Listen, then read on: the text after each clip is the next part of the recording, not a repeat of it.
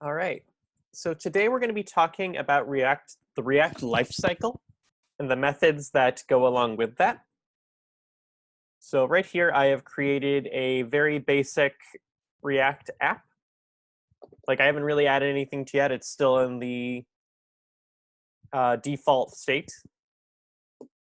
So if I npm start this, you should see that basic loading screen that's by default. So we're going to be taking a look first at a React component in its natural state, as it were. So I'm going to open up my src folder, take a look at app.js. As you can see here, we have a functional app already in place for us. I'm actually going to turn this into a class-based app because certain lifecycle methods only work in class-based apps. Actually, I wonder if I can just comment this version out real quick.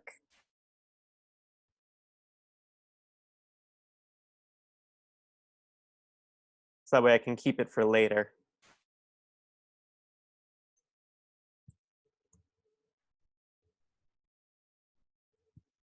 So I'll do class app extends component, which means I also need to import React and component.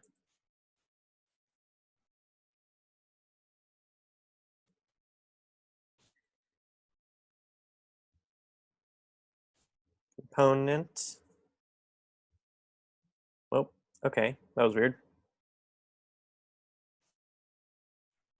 Not sure exactly what happened there. Component.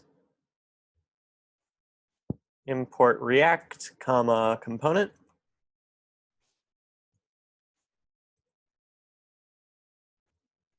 From React. We're going to have render.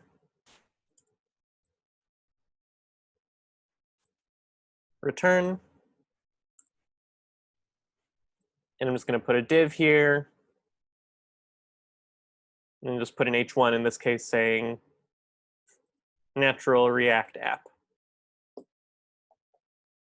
Whoop.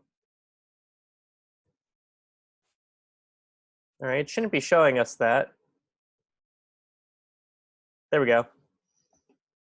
So a React app in its natural state, all it does is return something. We have a render method that returns a div with an h1 tag in it. That's all. We can also save things there using state.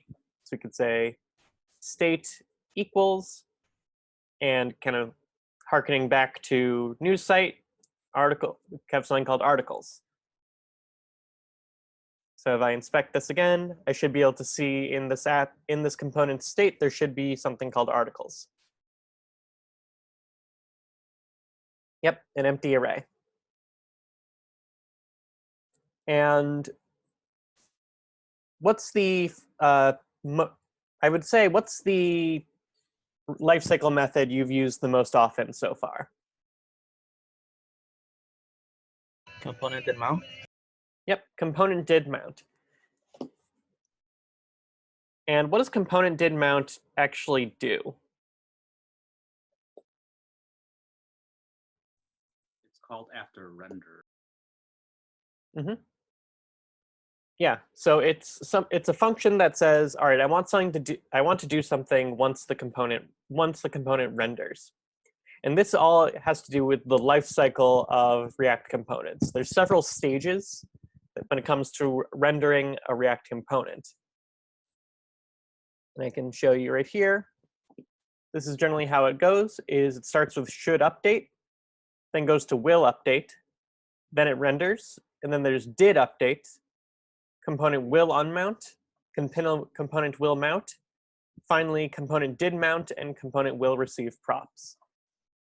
So in a class-based component, all of these methods do happen. I can show you a slightly more detailed diagram here. So there's generally the lifecycle consists of mounting, updating, and unmounting. So mounting starts with the constructor, which is essentially setting state like we do right here. then the render stage. And this is where things like getting new props, setting state, or using the set state function, or force update function, which we haven't really used, those come into play. Then React updates the DOM and refs. And depending on whether it's mounting, meaning loading for the first time, or updating, meaning rendering after that, you'll either get component did mount or component did update. So component did mount always renders on the first time, renders every time. Component did update only doesn't run the first time you render a page. And then finally, when you leave a page, there's the unmounting stage, which we can use component will unmount.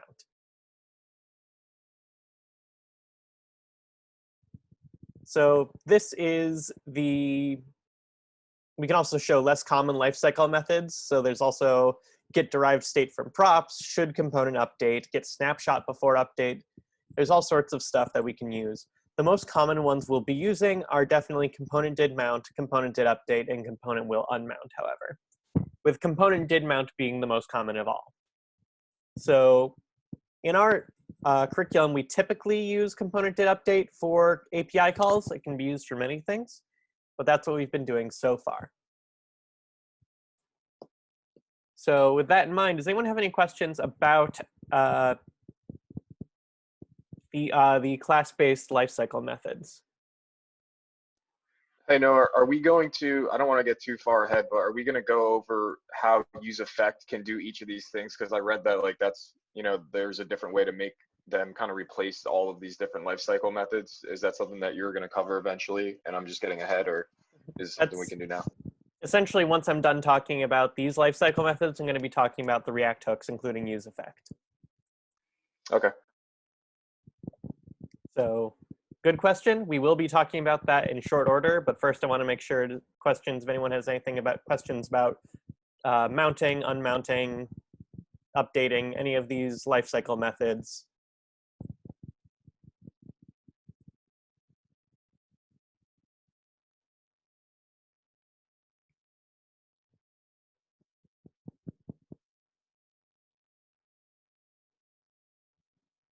Okay. So again, these lifecycle methods are only used in class-based components. And again, React is, the developers want to decrease the use of class-based components and move forward using only functional components. And in order to do that, we need to use what's called React hooks. So I'm going to comment out this component and get back to our functional component.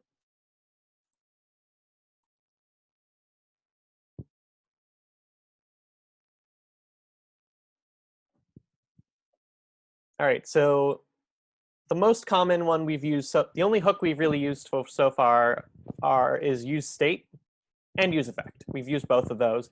useState is the most common one, and that's essentially a hook to update the current component state. But if we want to update our functional component at different times in the component's lifecycle, we need to use different methods. And since functional components don't have access to component did mount, should component update, and component did update, we have useEffect instead. So useEffect is essentially component did mount, component did update, and component will unmount all combined. It can fulfill the role of all of these. So first off, I'm going to import React and useState and useEffect. And I'm going to change this React app up so that it's, I'm going to be contacting an external API to render a bunch of photographs. So first I'm going to create two useState things. I'm going to have one called titles. Titles is going to be all of our photos that we're going to be getting from the API. I'm going to set useState, and we're going to set it to null to start with as a default value. And I'm going to have another one about essentially whether or not we want to contact the API at this time. So I'm going to say make API and set make API. And that's going to be useState with the default value of false. So my goal here is, by default, I want to make it so that you only I don't want to actually contact the API until I hit a button on my component, on my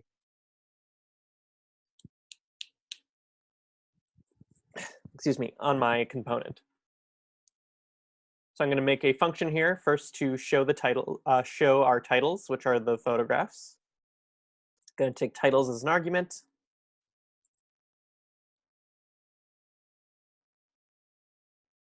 And I'm going to say titles.map. I want to return titles.map.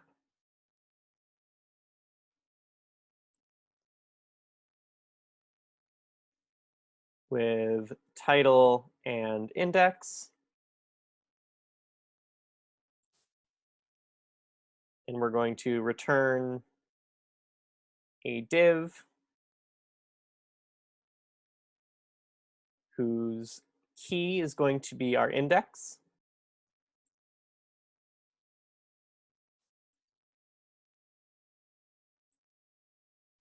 And we're going to have an img whose src is going to be title.thumbnail URL.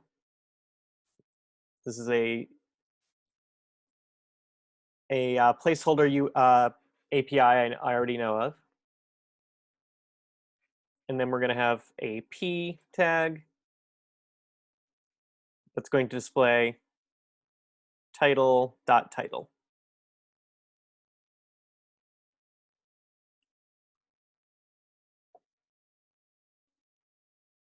And then I'm going to change this up a bit for here. So first off, I want it to display the titles if the titles exist. So I'm going to use a ternary operator. I remember the name this time. So I'm going to say titles. If there are titles, I want to make an h2 tag that says finished loading. And then I'm going to have a div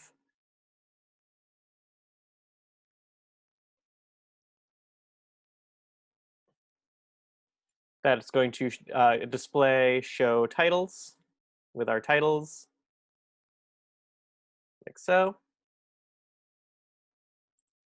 Else, I want to have a div that says no titles.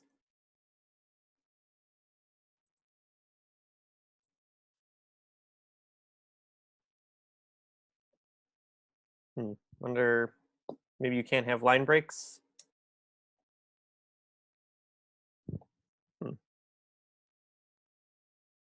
Not sure why that's giving me errors. Do you have a parentheses instead of a curly boy at the end of show title status? Thank you.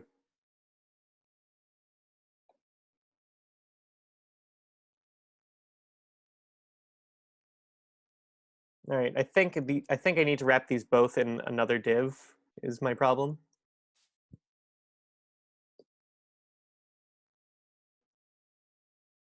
Unexpected token. All right, so that's interesting. It's not matching with. Okay. I had an extra parens as well. There we go. So we compiled with warnings. So right now, if I take a look at this, where'd it go? All right, I got rid of that. So let's refresh the page. So there's no titles right now because we have no titles. And I'm going to also change this up. So inside of this, I'm going to also have a button. And I'm going to have this one be our get titles button.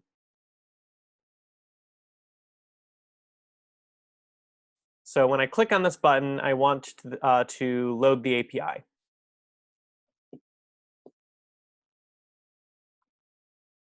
So I'm going to make a function that it loads on an onClick. Say onClick equals, we'll call it get titles.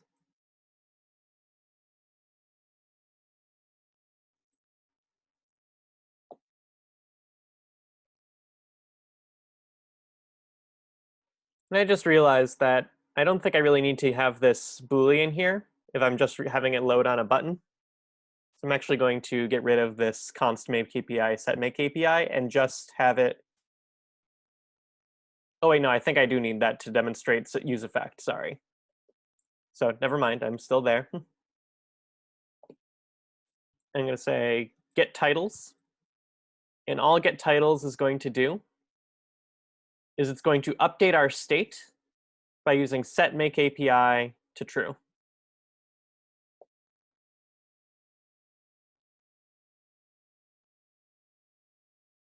So all this will do will update our state. And when our state updates, I want to make an API call. So I'm going to write the function to make that API call real quick. So I'm going to call this get photos API equals an asynchronous function. And we're going to have a let response equal await fetch.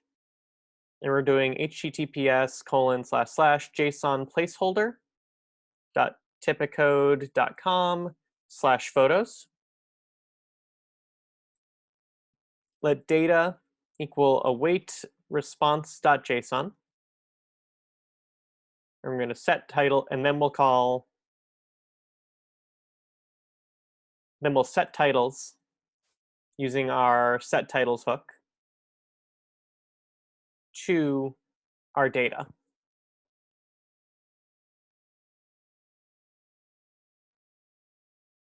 So the idea is I click on the button updates state to make API true. And when I use that use effect, I want it to call my get photos API. So I'm going to call on the use effect function here. I'm going to have the argument of this be an anonymous function. And I'm going to say if make API, if it's true, I want to use the get photos API function like so. There's one other thing I need in order to make the use effect effective, right? So the first argument is this anonymous function. What's the second argument?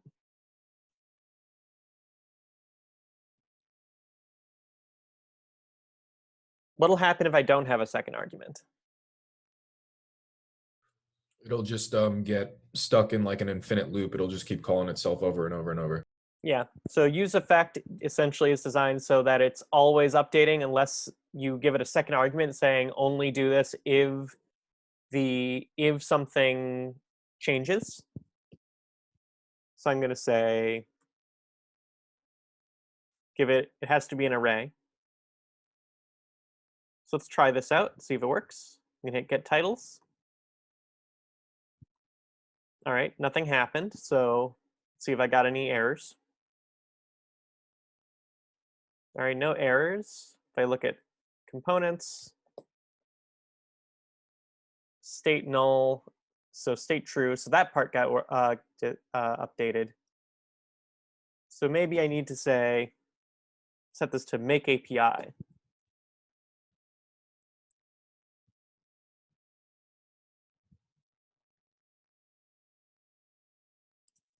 Right, it's having some trouble loading again for some reason. Oh. Okay, something happened. I'm gonna refresh the page. All right, so now I should update state by clicking this. Use effect gets triggered, presumably. And it looks like it froze, so I think something, oh, okay, there we go. So we got these images here, which are just boxes. Instrumentation encountered an error, maximum call stack exceeded. All right, so looks like I hit some kind of internal loop there. So maybe it is supposed to be an empty array. Refresh the page one more time.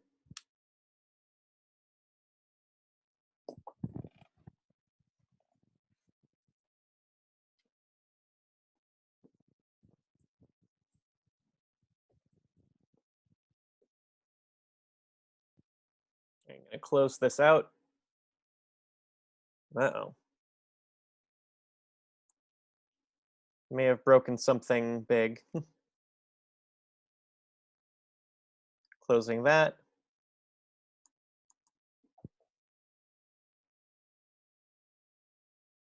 Okay. Not a good sign. I'm going to npm start again.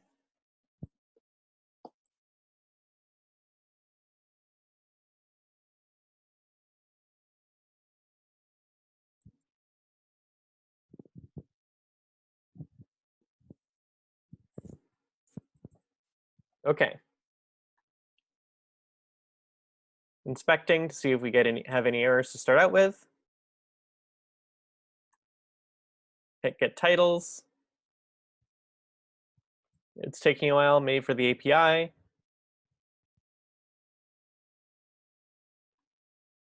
Look at my components real quick. State got updated to true.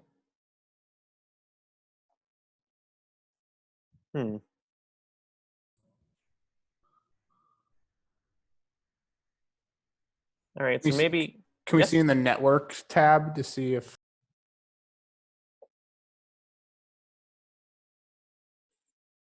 Or it doesn't look like. Yeah. I do think that this has to be make API, which is specifically saying when make API changes, this is what you should do. Yep. Just don't know why my call stack got exceeded last time. Yeah, there it goes again. Maximum call stack size exceeded. Maybe it's just the API is too big.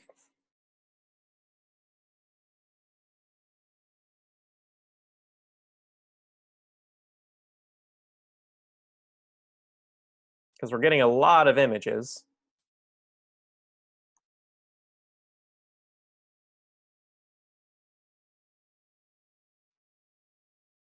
No, I think I found something like this yesterday actually with the project we were working on. And when you have the make API and the dependency array like that, it gets stuck in a loop unless you say, like you give it, I can't remember what the line was that was in there. Me and Chris had found it, and it was something like it said, if make API is equal to null, then it goes and gets Photoshop API, or else it won't do it. So I think in that if statement, it needs to be like if make API is equal to null or whatever the beginning state is, then it should do it. Otherwise, or maybe if it's set to false, I'm not exactly sure, but it was Well, something like that. I want it in this case. So if I say if make API equals true, because I wanted to do that if make API is true.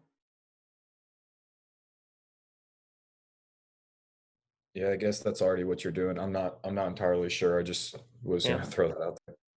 Well, let's give it a shot because maybe I wanted to make sure it's equal to true as opposed to being truthy. That might be one of our issues.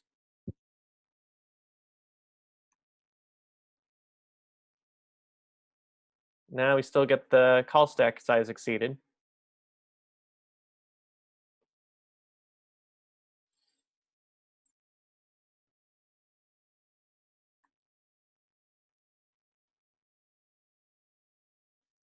All right, so this is something that. Is there a way we can see that it is in fact calling it a bunch of times? Yeah, we could put a console.log in there.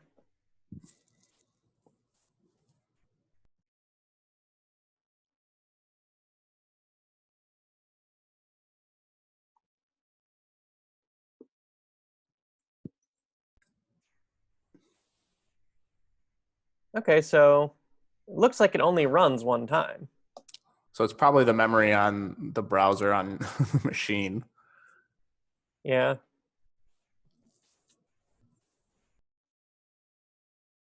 Yeah, maybe it's just that this API, if I take a look at it.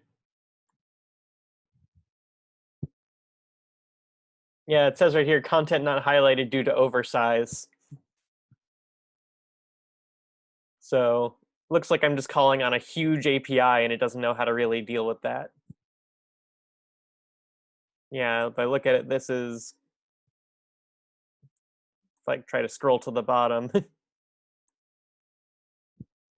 Yeah, we're trying to call 5,000 IDs, 5,000 individual records here. That's probably what's going on.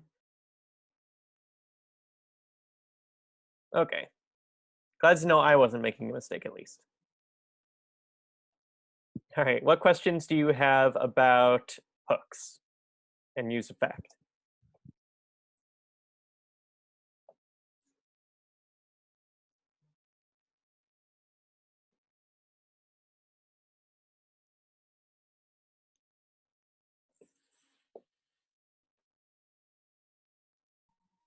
Is this just for an example, or do we want to always have something triggering something else when we want to press a button?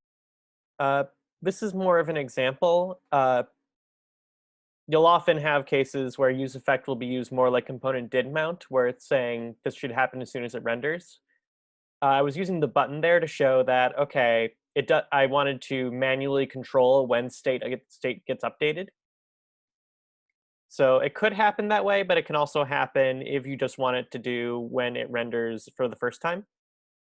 So in that case, for example, if I just got rid of this if statement here, it would load things automatically as opposed to waiting for the button press.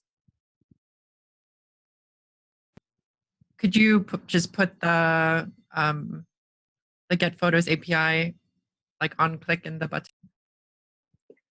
Yeah, I could also do it that way. I just wanted it to, be dependent on state, so we can demonstrate the use effect hook. But we could definitely say on click, make the API call.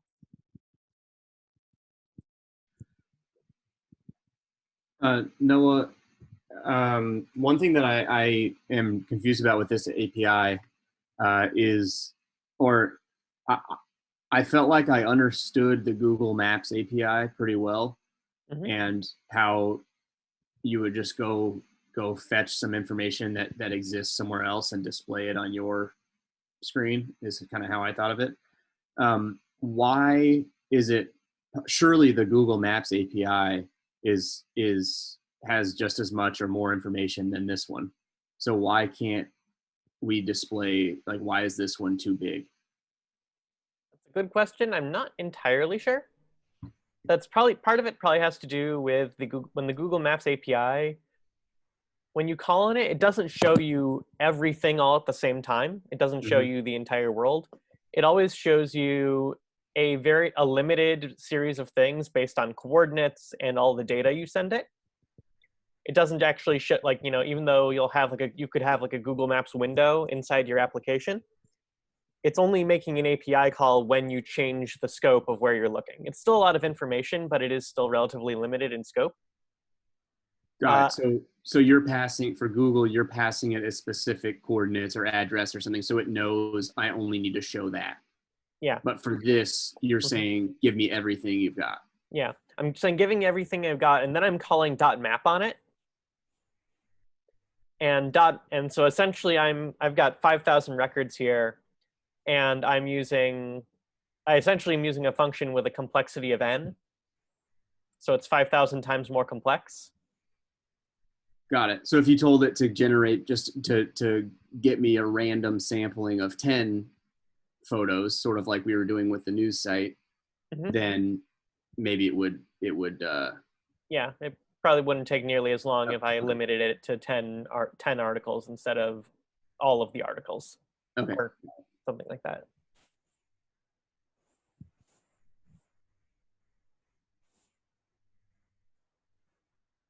All right, good questions. Any others?